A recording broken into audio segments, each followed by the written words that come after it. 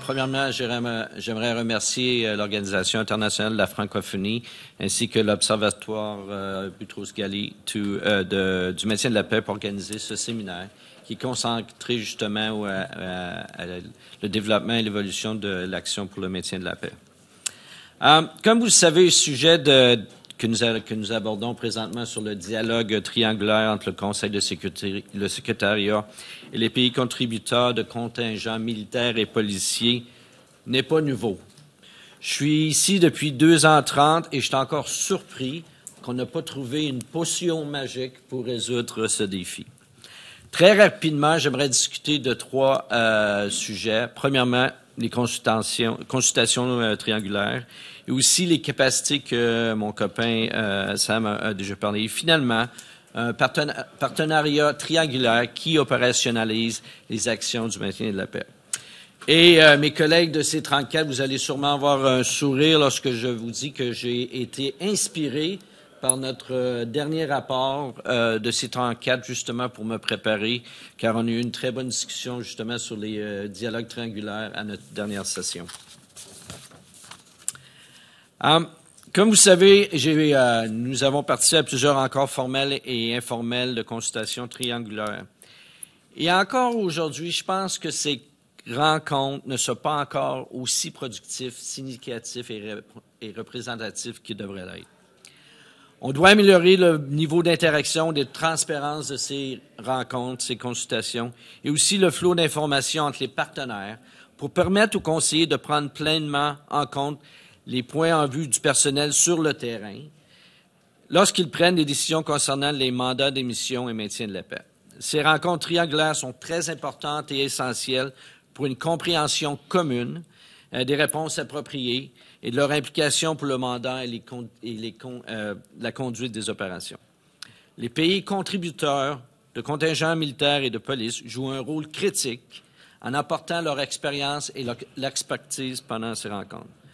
Cela peut grandement aider à la planification des opérations et s'assurer que leur personnel a la capacité de répondre aux nouvelles demandes. Mais aussi, ces discussions ne devraient pas juste s'arrêter au mandat des opérations, mais aussi aux domaines tels que la sécurité des soldats et policiers de la paix, la génération de forces stratégiques, le genre, conduite et discipline, la mise en œuvre des mandats de protection de civils, capacité, performance et équipement. Et finalement, un sujet un peu controverse, les mises en garde nationales, ou en anglais, comme on dit, les caveats. Avec cette ouverture d'esprit, cela va sûrement avoir des rencontres plus productives, plus représentatifs et plus significatifs, avec un meilleur partage d'informations. Aussi, ces rencontres pourraient discuter des évaluations de la menace avant le déploiement, concepts d'opération et les règles d'engagement pour les missions existantes et les nouvelles missions, afin de préciser ce que l'on attend de ces pays avant qu'ils ne prennent des engagements pour déployer des troupes. Deuxième point, besoin de capacité. Mon collègue Samuel a très bien représenté ce domaine. Il y a encore aujourd'hui beaucoup d'écarts entre les mandats de maintien de paix et les ressources habilitantes disponibles pour les missions.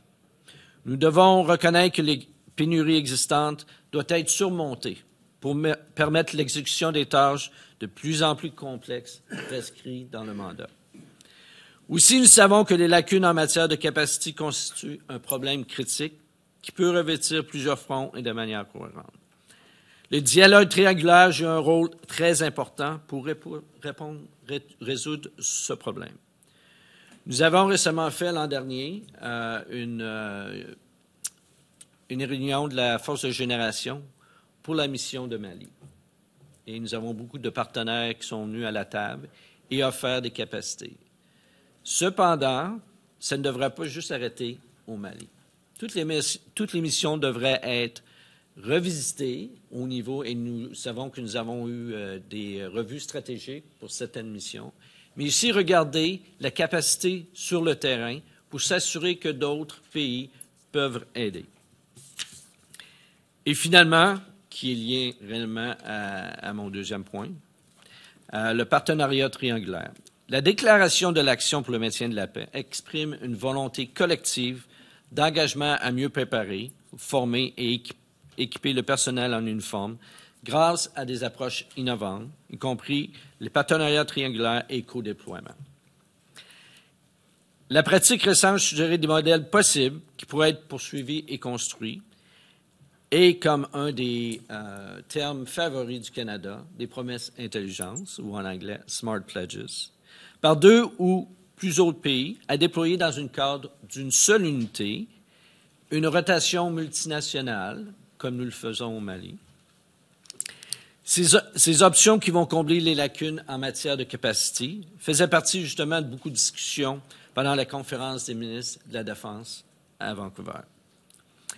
Et pour vous informer, présentement, le Canada travaille justement pour délivrer ou déployer notre première promesse que M. le Premier ministre Trudeau nous a dit, le déploiement de notre C-130 Juliette à Entebbe. On travaille fort avec le secrétariat, mais aussi, naturellement, on veut aussi se chercher des partenaires, justement, pour continuer une capacité qui est très en besoin. Merci beaucoup.